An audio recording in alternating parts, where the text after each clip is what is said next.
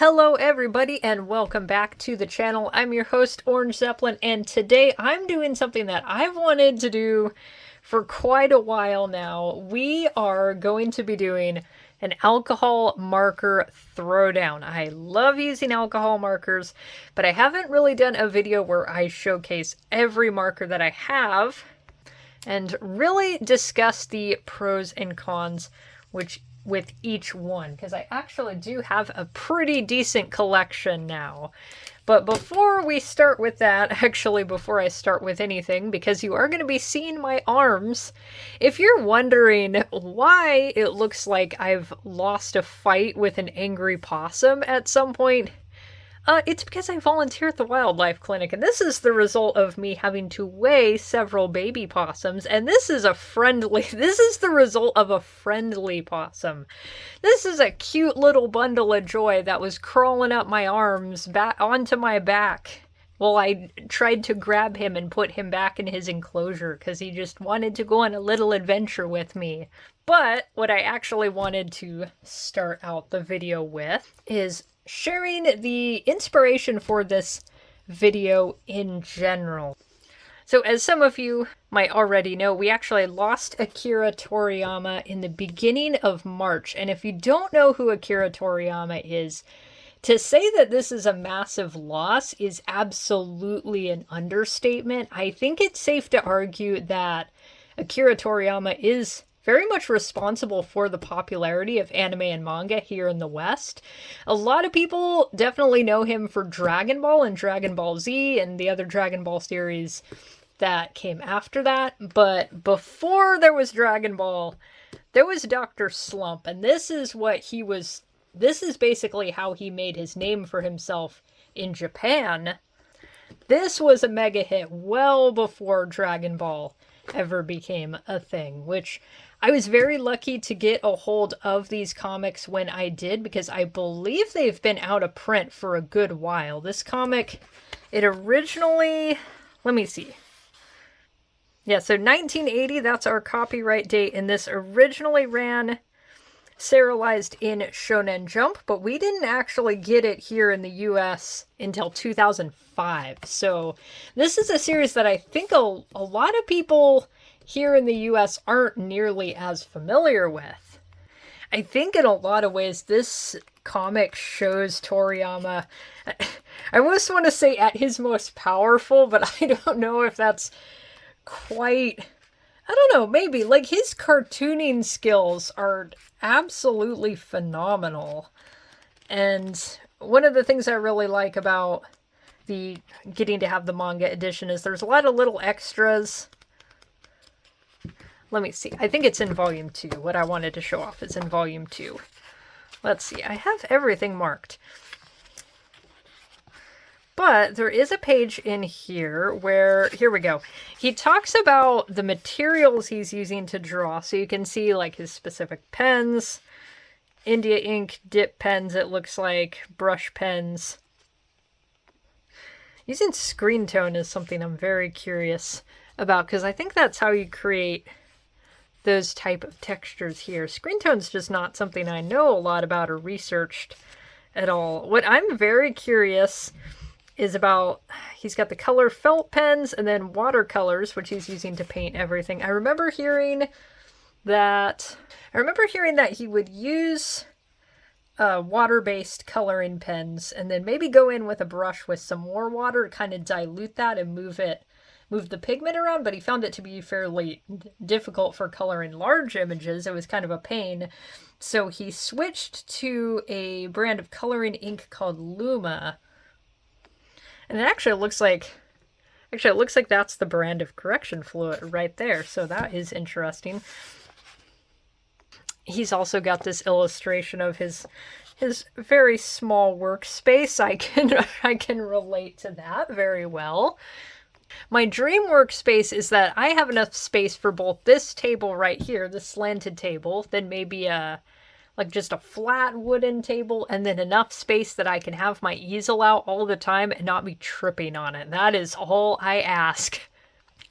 So when I was first reading this comic when I was younger, I don't think I paid that much attention to his inking style, but as an adult with a lot more practice under my belt, I can really appreciate that he had a super clean and confident line art style. It's very crisp. Just the other day, I think it was this specific volume. Okay, yeah, because I marked it. I was reading through this volume and I realized this is kind of what I want to do with my inking. You've got a little bit of hatching, you've got these really solid areas of black and the strong white contrast. So I kind of want to go through and just practice my inking by copying some of the panels in here. That's something I used to do a lot when I was younger. As soon as I finished reading a manga, I'd just go back through and look for all my favorite panels and copy them. Though what I want to practice specifically today is coloring. So what I am going to do, we're going to take these fun cards that are scattered about issue 1. And our instructions are to either cut this out, which I'm not going to do that. I'm not going to damage my precious manga. He does say, I mean, you could buy another copy, but good luck doing that. Good luck getting this for a reasonable price. You could photocopy it. Now that's also a little bit of a pain because now we're going to destroy the spine of our valuable manga. So what I did is I have consulted the internet and I have found scans in less than scrupulous means. Those are really unscrupulous if you're finding scans of something that's out of print. I think less than scrupulous implies that, I don't know, I'm watching a movie for free that's just come out. If you're looking for a comic that's just out of print, I'm going to argue that's completely valid. And the nice thing about using the online scans is the quality looks a lot better than if I was just going to photocopy. So now I have all these fun cards ready to go. We're using kind of a heavy-ish cardstock. It's, I would say, fairly close to Bristol, though the texture of the paper is a little bit different. This is a tiny bit more toothy than Bristol is. Bristol is going to be very smooth, so the little bit of the toothiness might give us some, it might be a little interesting with coloring. Which I do actually have a sheet of, I think this is the Canson brand of marker paper. Is that the Canson marker paper? Honestly, I don't like a lot of designated marker papers, and Canson in particular, I've had some trouble with where occasionally you just get a bad sheet where the ink doesn't, your ink doesn't want to absorb, so I like to do a little bit of a swatch in the top to see if, is the paper going to do what it's supposed to, or is my ink just going to sit like a soup of disappointment on the surface of the paper. But I can do some swatching over here and also color on this paper, and then you'll be able to see the differences in how our ink behaves. But before I do any of that, let's have a message from my first ever video sponsor. Fat Ben's Premium Pork Fat Hair Gel. Made from the finest rendered fat back, this hair gel will give you the style you want with an oh-so intoxicating aroma of pork that will make all the boys say, Fat Ben's Pork Fat Gel, available now at Bass Pro Shop. Thank you so much to that kind sponsor. Now let's get coloring. First off is my tried and true Copic markers. These are my favorite markers. They're the ones I've had the longest, though they definitely are pricey as all hell, partly due to the fact that they're designed to be refillable. You can replace the nibs, and ideally they last forever. I kind of find the refilling process to be a massive pain, so as bad as it is, I'd almost rather drop the money on a totally new marker instead, but unfortunately that is going to run you anywhere from $6 to $8 depending on where you buy from. I should also note that I'm using the Copic sketch markers, which have a chisel tip on one end and a brush on the other. I also own some Copic Chow markers, which are basically a smaller version of that. They have the same nibs. I've never used the classic Copics, which is a chisel on one end and what they call a bullet tip on the other, a little more of a fine point nib. I got Copics when they were basically the alcohol marker that was on the market. They were the best and the most well known. The marker game has changed a lot in that time, and there is plenty of competition that is much cheaper and in some cases is still pretty darn good. This is still the marker that I'm the most comfortable using, and all of my markers have held up very well in the years I've owned them. I've actually never had to replace any nibs. You also get 358 colors to choose from, and when I'm doing more realistic work, I like to use a buttload of colors layered together like watercolors, so I need every color on the spectrum plus several only visible to shrimp. Next, we're going to be using Prismacolor markers, which I have a lot less Prismacolor markers than I do Copics or any other brand, so my usual technique of layering a ton of colors wouldn't work very well if I was just going to be using Prismacolor. In a lot of cases in this illustration, I found myself wanting to go grab a Copic to blend this a little bit better. But there are actually 156 different colors to choose from. They average around $5. I was looking at Jerry's Artorama. They have them for a little around $4. And this was tricky as I have very few skin tones for Prismacolor, and the one that I really like is on its last legs. This ended up being a matter of trying to use the colorless blender to try to tone down the saturation of the colors. If you like to use really bold colors and you want just a cheap marker, these do work great, and I do really like their range of gray markers. I know it sounds tremendously boring, but I actually use a lot of gray and definitely a lot of black markers for inking, so I will use any gray markers that I can get my hands on.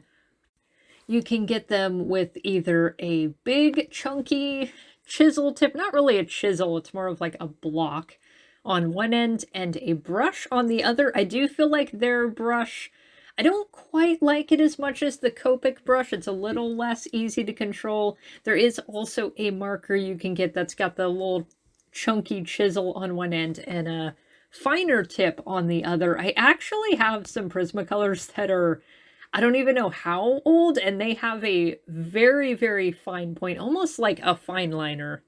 Some of these have actually been hiding in the garage for probably like 25 years, so the fact that they still work well, that's pretty good. Next, we're going to be trying out Ohuhu markers, which I only just recently started playing around with. I only just recently found out about these. They're very, very similar to Copics in a lot of ways. The colors I have in this particular set, they're very pastel, but because they're really light colors, that's going to work well with how I like to blend. In this particular video, we're doing a little closer to a cell shading style, kind of halfway between a cell shading and a more blended style. I used to always do more of a cell shading coloring technique when I used markers, until I kind of just cracked the code of how markers work, really. These I found to be pretty juicy. So when I was doing some swatching on marker paper, actually, it just sat on the paper like a soup, and it blended in a very weird way, which, to be fair, this is something I just complained about 5 minutes ago when it comes to marker paper, where sometimes your markers just sit on the paper like a soup. This brand has 320 colors, and in a couple of different styles. I am using what's called the Honolulu style, which has a chisel on one end and a brush tip on the other. And you can get these markers individually for under $3, actually. It's a very reasonably priced marker. It's a way better deal if you buy the whole set. They also have a super wide nib marker available, which I was really excited about that because I was almost certain that Copic stopped making their super wide marker. So either apparently Copic brought that back, or I'm just crazy and hallucinated that they discontinued it. But if you want a just cartoonishly wide marker, Ohuhu does have you covered. I'm also realizing probably the reason I'm finding the Ohuhu markers to be very juicy As these are all pretty new markers, and all of my Copics I've had for a fairly long time. I started using Copics maybe when I was 13, and I know I have markers that have been around since then. They have probably lost a bit of their juice in that time. And also when I get markers that are starting to really dry out and they're not working very smoothly anymore, I'll use them to create specific textures. I'm the same way with all of my black pens. I never let them go until they just really, really do not have anything left in them.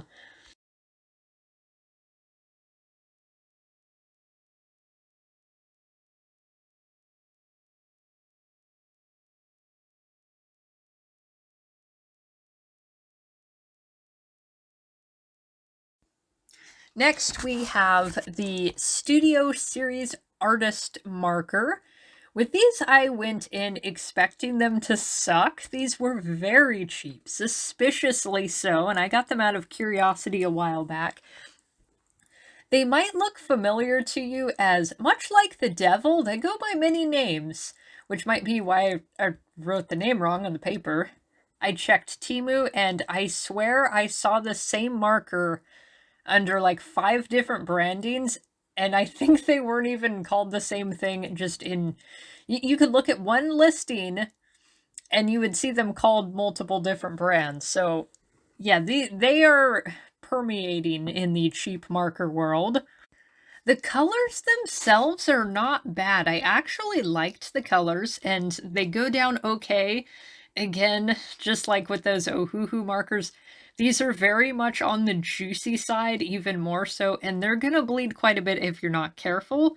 They don't actually blend that badly. I do use the gray and black markers from this set quite a bit, because, like I said, I like gray and black markers. It works. And I do think I'm going to start using these skin tones as well, because I have them and they're good colors. But Jesus Christ, look at this marker tip. It is flaccid. I am not exaggerating when I say that the nib starts to degrade basically on your very first use. It very quickly just becomes unusable. It juices everywhere and then goes limp. Maybe I could have phrased that a little better. The particular listing I was referencing, it gives you 160 markers for like $20. It has stellar reviews that are definitely not just paid for. I cannot not recommend these enough. I mean, yeah, the colors are fine. They blend perfectly fine. They're not dry and garbage, but the fact that the nibs just completely degrade so quickly, yeah, this one's gonna be a no for me. Last but not least, we have our dark horse in the race, which is not an alcohol marker, but they're still fun, and we've all used them. Good old Crayola. They're good enough for Christian Weston Chandler, so they're good enough for me. Now, I did realize a bit too late that I actually have very few of my Crayolas left, but what I do have is these vintage 90s Pokemon markers, so that will work. There's also a Winnie the Pooh branded scented marker in there somewhere with the roundest marker tip I have ever seen. Good luck getting any of these to blend together nicely. The tips on these are also tricky for anything resembling precision work, specifically that very round Pooh marker. What I do know is that these are surprisingly good for really slick paper, like the kind used in Hobonichi journals. I've actually used Crayola markers in my Hobonichi journal before, and it actually did not look like butt. Other water-based markers like Tombow work really well on that kind of paper. It just takes... that particular paper just works really well with water-based mediums. I would not use something like an alcohol marker or a Sharpie on that kind of paper. I also like to use Crayola markers and even crayons when I'm doing color studies for paintings and drawings, so Crayola absolutely has its place. They're priced at just under $7 for a whole pack, so that's pretty good.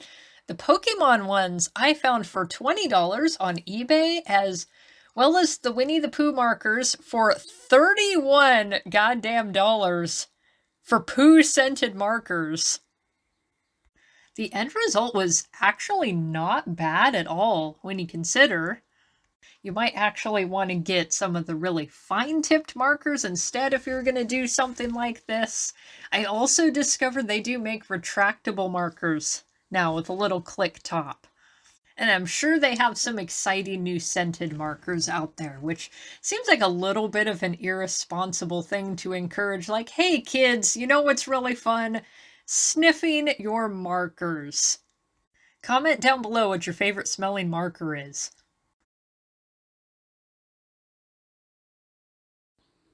So we have 5 different markers all tested out. Let's do one last piece trying to use a little bit of everything plus some extra materials. I originally planned on finding a scan of one of the coloring pages that's in volume 2, but I think it would be more fun to draw my own piece first and do some fan art of the series. Also, to be honest, I couldn't find a scan of the particular piece I wanted to do, but drawing my own piece will be more fun anyway. Also, just for fun, I used one of my old Pokemon pencils that was with the old Pokemon markers, not the eraser, as that was so petrified it could probably cut diamonds at this point. Normally for sketching, I just use a basic-ass yellow school pencil. Occasionally, if I get a free mechanical pencil, I'll use that for a while, but I'm honestly too lazy to buy graphite refills. This pencil was very much on the harder side. It might have been almost as petrified as the eraser, so I was getting pretty light marks, and if you do press too hard with something like this, it can bite into the paper too much. For my paper, I'm using the Deleter brand manga manuscript paper, which has a nice smooth surface that'll be easy to work on with markers. This is not a good paper for using with paint, though. I've tried watercolors on this in the past, and it's a little bit too slick for that. It'll repel the water, so the paint kind of just pools up, and when it does absorb into the paper, it does it in a kind of patchy, uneven way. I always struggle with trying to emulate Toriyama's art style. Maybe it's a fool's errand for me to try, but you will see me struggle with Arare's mouth quite a bit, and even in the end result, I'm not 100% happy. There's something very slightly off to me. So in Dr. Slump specifically, Akira Toriyama did this thing where he drew a character's nose, upper lip, and mouth shape as one single line. So if I mess up any part of that, it's gonna look kind of weird. I actually had to sit down and dig through some volumes. Mostly I was looking at early Dragon Ball, and I even looked at Sandland, another manga I have from him, and I realized that this stylistic thing is something I've only seen him do in Dr. Slump. His style did change a lot in his career. Dr. Slump is him at his most soft and cartoony. Dragon Ball is still kind of soft and round, but it has a little bit more edge to it. Dragon Ball Z is when he takes on a very sharp and angular style, and he said at one point it was largely because he just needed to work faster to meet deadlines, and he just had to do a faster art style. And I think it fits the mood of this series a lot more. His art in Sandland and also for the Dragon Quest games, I think that is like the perfect combination of both of these elements. Like the softer lines he does with a little bit more edge, a little more angle. But even in Dr. Slump, he'll go from like a super cartoony look to just a very realistic one in just one page. And he does both very, very well. That's why earlier I was saying maybe Dr. Slump might be him at his most powerful. Now we're in my inking stage, which for my inks I use mostly micron fine liners, which I recently heard described as the Cadillac of fine liners. I tend to ink in multiple stages. There's an initial run of inking, then after the ink has dried and I've erased my pencil marks, I'll go back in and thicken up some lines, and I'll add in large areas of solid black if I need. And then I very often do a final run of inking after the coloring has been done if I think it just needs a little bit more.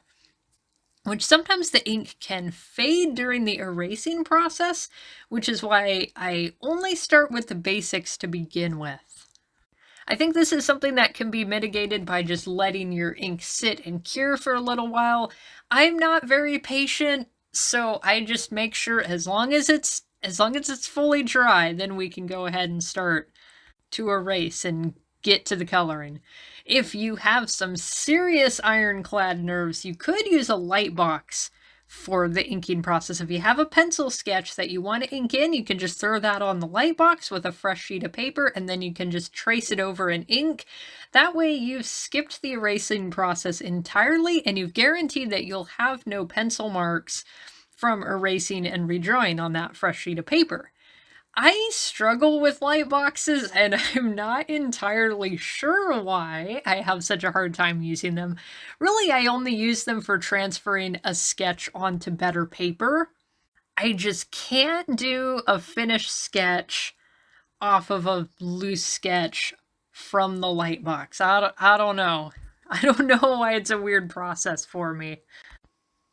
Now we get to the real magic. You'll notice the appearance of a surprise box of crayons in the background. I thought my background had a little too much nothing, so I wanted to add a little bit extra. That gives us more places to add color, and it also gives us a little bit of depth to the perspective. I also wanted to make a picture with a similar vibe to the classic Mario Party 4 game, Trace Race, where all the characters are super tiny and surrounded by these big chunky art supplies.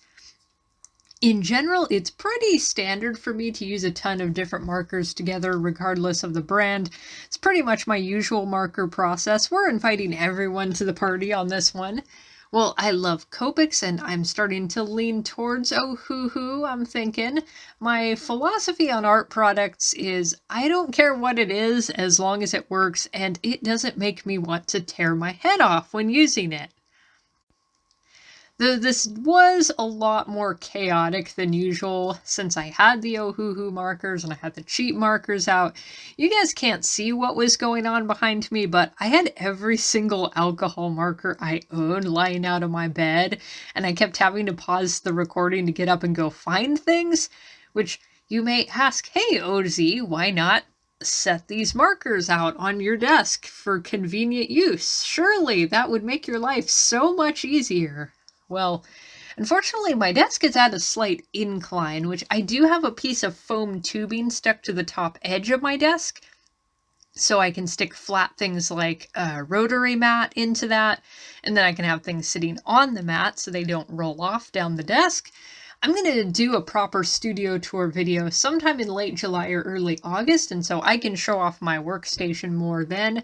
I'm actually going to do a lot of redecoration and a full repaint sometime in July, so Art Cave 2.0 is on the horizon.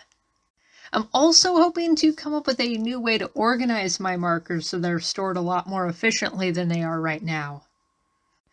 I really like markers, mostly due to their speed and due to the fact that you can layer them super easily once you get a hang of it. They're great for both realistic styles and for a more flat cel-shaded style. I would say the best skin that I've ever colored has been with markers. And you can pair them very easily with other tools. Colored pencils work really well on top of marker, as do oil pastels if you want to create a really thick, noticeable texture. I think it looks really cool to have a realistically or semi-realistically rendered character contrasted with a more messy and textury background. This piece here I made for a contest, and the organizers asked about what medium I used, and I was just like, yes, all of them, all of the media. But today we're coloring a lot more simple. I do think I could have thickened up the lines more to match what I wanted to emulate, and you'll see me go back in the end and add a lot more inking in. In this piece, I was taking advantage of the largely pastel colors I have for Ohuhu, and I used them for my base layers. The cheapo markers had some good skin tone, so all of the skin was done with them, And I also used the gray markers from that set. I think they might have gotten involved in the crowns in the background also. Like I said earlier, the colors are fine. I might as well use them for the 20 minutes of life that each nib has. The Prismacolor markers mostly came into play with the background text since I wanted a bolder color, and then Copics rounded out the rest, and don't you worry about the possibility that the water-based marker didn't get a turn because I had a very special duty, so to speak, for my brown Pokemon marker, as you'll see. What I did not do that I should have done is shown if the colors were bleeding through the paper, partly to show you guys how bloody or bleedy, permeable the markers are, and partly so that I could notice that while filming, I actually bled Prismacolor through the paper onto my desk. Whoops. The farther I get on Arale's face, the more I felt like this is the knockoff Arale that you buy on Temu. Which actually, speaking of knockoffs, I work in a tiny little anime and gaming shop that recently opened. It was actually about a year ago that we opened, but it's still pretty new business. We're trying to get some nicer quality stuff, but we do have quite a bit of things that are off-brand. Our keychains in particular, though they're really cool, they sell really well, people really like them. A lot of them are knockoffs. And for a while, we had a set of keychains that were all of Pikachu dressed as various other characters. We had a Captain America Pikachu, we had a Spider-Man Pikachu, we had some Demon Slayer characters that Pikachu was dressed as, but also we had an Arale Pikachu, which my bosses knew who it was, and I, of course, knew who it was, but not a single customer actually recognized the crossover except for this one guy. He told me that he had actually lived in Japan for a while, and he very distinctly remembers a Nissan commercial. I think it was a Nissan commercial featuring a Raleigh that had her running alongside the car, which for some reason that always just stuck in his mind, so he was very surprised to see Dr. Slump merch, albeit very much bootleg, in the year 2024. So just to finish up, I redid some of my inking and went in with a Posca pen to create some white highlights. I tried to make the number on Arale's shirt more visible. It's supposed to be the number 80 to signify Dr. Slump being released in 1980. This is a manga I definitely recommend checking out if you want to read something fun and silly while enjoying some damn good cartooning. I'm kind of kicking myself for not getting every volume back when it was in stores. I got 1 through 14. I'm missing the last 4. I did just see that Viz offers it digitally on their website, so you don't have to track down physical copies. And if you did want to get the manga through more legit means, it is possible to find it online, of course, as I said. But I'm going to link below to the Viz website where you could actually buy the digital downloads. But to finish things off, thank you guys so much for watching this video. I hope that it was informative. Comment below on which one of these was your favorite illustration, which markers you like the most, what markers you like the least, what markers smell the best. I'm joking, don't actually sniff your markers. And I'll see you in the next video.